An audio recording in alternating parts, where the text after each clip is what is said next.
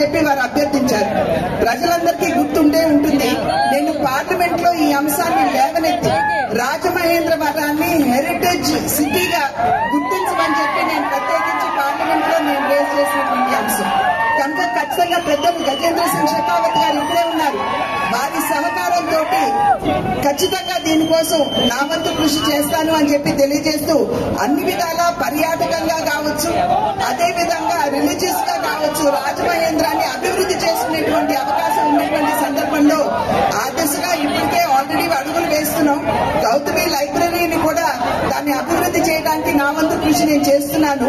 కనుక ఖచ్చితంగా రాబోయే కాలంలో కూడా ఏదైతే ప్రజలు మా పట్ల విశ్వాసాన్ని కనబరిచారో దాన్ని నిలుపుకుంటూ రాజమహేంద్ర అభివృద్ధికి ఖచ్చితంగా నా వంతు సహకారాన్ని అందిస్తాను అని చెప్పి తెలియజేసుకుంటూ పెద్దలు గజేంద్ర సింగ్ షెకావత్ గారికి, ఉప ముఖ్యమంత్రి సోదరు పవన్ కళ్యాణ్ గారికి, వచ్చినటువంటి ఎమ్మెల్యేలందరికీ పేరు పేరున నా ధన్యవాదాలు తెలియజేసుకుంటూ సెలవు తీసుకుంటాను. జై హింద్.